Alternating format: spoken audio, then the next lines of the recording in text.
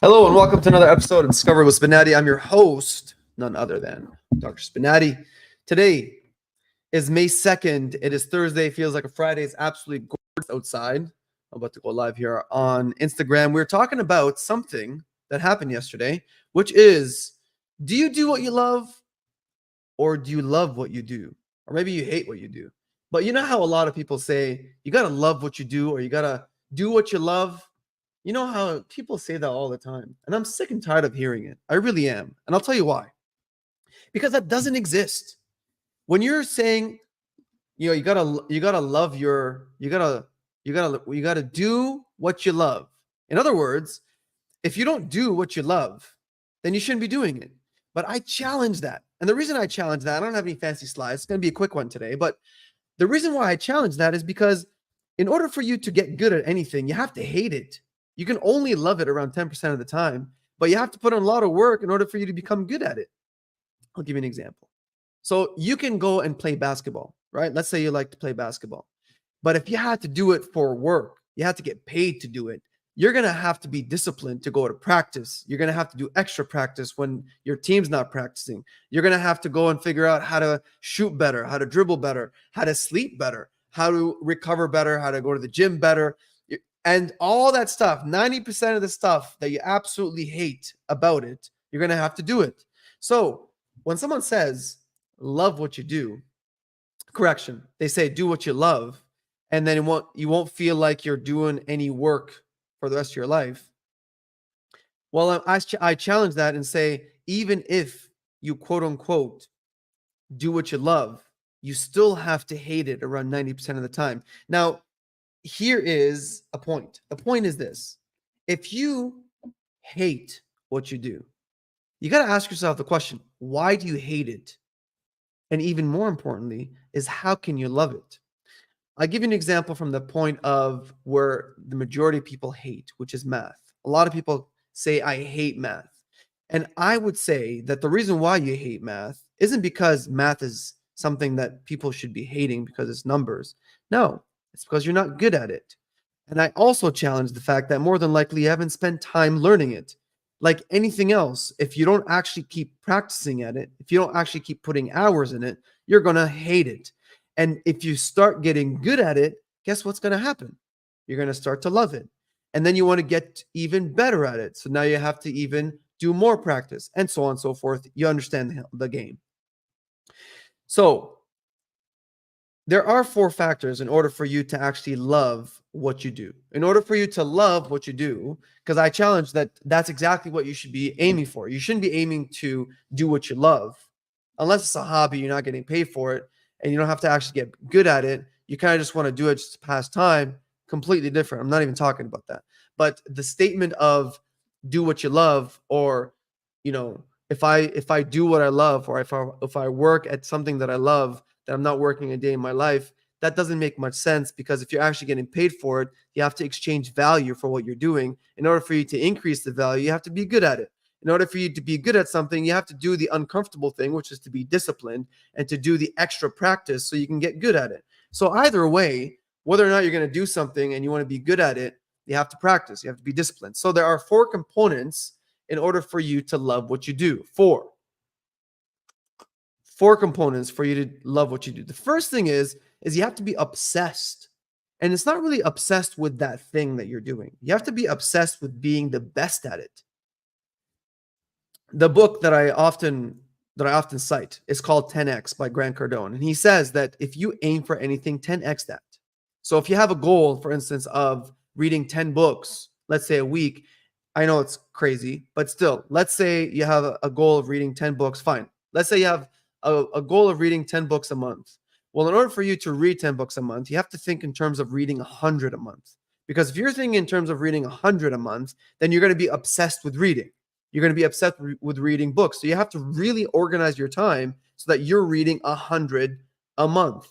Well, knowing subconsciously you're not going to get to 100 a month, you are definitely going to be reading 10 a month. Do you get me? So that's the whole point. That's the whole trick. So it's basically you're tricking your brain into getting to 10 by thinking to 100. So that's the first thing, is you have to be obsessed with being the best. So by being obsessed, you will become the best, because when you're obsessed, that's all you think about. That's all you do. The second thing is you have to forecast your obstacles. You have to forecast the difficulties that you're going to encounter. So let's stick with reading 10 books. So let's say you hate reading, or let's say you haven't read a book before, or let's say you've only read 2 books in your life. And so you're like, okay, well, I'm going to get really bored. The first thing you're going to think of is I'm going to get really bored. So how can I combat that boredom? What can I do for me to be disciplined enough so that I can get through reading? Because I'm going to get bored. Well, first thing is one of the tactics that many people use is a timer, right? Because when we're timing ourselves, so let's say for instance you're timing yourself, you're like, I have to read 1 hour a day. Well, in order for you to actually read 1 hour a day, you actually have to time yourself to read 1 hour a day, and you have to cut off all distractions. So you have to shut off your phone, put on airplane mode, turn off your computer, and you have to just time yourself, because once you time yourself, you know that there's going to be an end point. But if you're not timing yourself, your mind's going to be distracted, and you're going to trick yourself into taking so many breaks.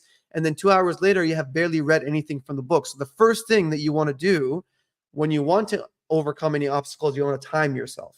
Okay. But I mean, there's a lot of other tricks. This is not the point of today's podcast, but the first thing is you have to predict, you have to forecast your obstacles. You have to forecast all the tough things that you're going to do. Now, is there a perfect way? Is there something that you can think of that you're like, okay, well, I'm going to think of all the difficulties, and I'm going to stack up all the counter difficulties so that I can overcome the difficulties, and then you're going to win. Is that going to be the plan? Is that going to work? No, it's not. You're going to have to, change it, and you have to find different permutations or different ways of overcoming the obstacle, so that when you encounter that same obstacle in the future, you say, okay, did my plan work?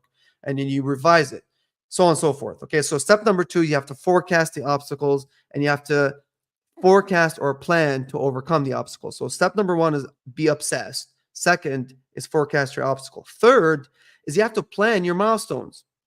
So the milestones I talked about yesterday with regards to the wall and how you can overcome the wall is for you to break things down, to chunk it down. So if you're looking to read 100 books, that's a lot of books in order for you to read in a month. Well, the first milestone could be, 5 books, right? So now you're racing to get 5 books, and the milestone would be, a chocolate bar, Kit Kat, whatever you like. So that's going to be your first milestone. Then the second milestone may be, 10 books. Third milestone will be 20 books, so on and so forth. So if you divide things into milestones, then now it becomes a lot more achievable. And then now you're aiming for smaller targets, followed by bigger targets, and so on and so forth. You're building your confidence and momentum, and then you're going to get to that goal. So again, first one is be obsessed. Second is forecast your obstacles. Plan for your obstacles. The third is for you to plan your milestones, to chunk it down. And last but certainly not least, and you can't get away with this, is to be disciplined. Discipline means that you have to force yourself to do things that you hate doing at the time that you don't want to do them. If you can overcome those, or if you can overcome those hurdles of doing the thing that you hate to do at the time that you don't feel like doing it, then you can become successful in anything. And those are the 4 things. Now I'll give you a story. So, and I'm going to end with this. So this is, I can't believe it's been 8 minutes. That's crazy. Anyways, I'm going to give you a story. When I was a kid, I was fat. Yes, it's true. I was fat as a kid. And so I was made fun of a little bit, but not too much. And so when I got into high school, I was a little bit chunky. And I went through phases, when I wasn't chunky, but the majority of the time I was. But I kept seeing these, magazines of guys that were fit, and they were always with girls for some reason. So obviously my mind associated that, fit guys get girls. But also I was very obsessed with Michael Jordan, and Michael Jordan was very fit. And so to me, I'm like, okay, I really need to get fit. That was my main thing. So I got obsessed. That's the first thing. I got obsessed with being fit. And so what did I do? Did I forecast my obstacles? No. In high school, I didn't actually forecast my obstacles because I didn't really think about it like that. What I thought of is I need to get fit as fast as possible. So then I skipped the forecasting my obstacles, and I skipped the planning my milestones because I got super obsessed. So when you're super obsessed at anything, you can skip the forecasting, you can skip the milestones because you're Your obsession is going to get you there. So this is what I actually did.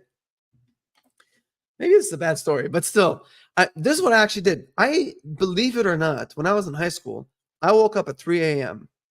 I'm not making this up. I woke up at 3 a.m. and I caught the city bus. So I actually had to pay to go to the gym.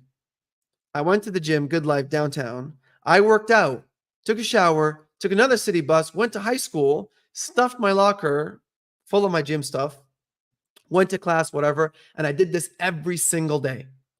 I kid you not. I did it every day. But did I get the results? Absolutely. Did I get noticed by girls? Absolutely.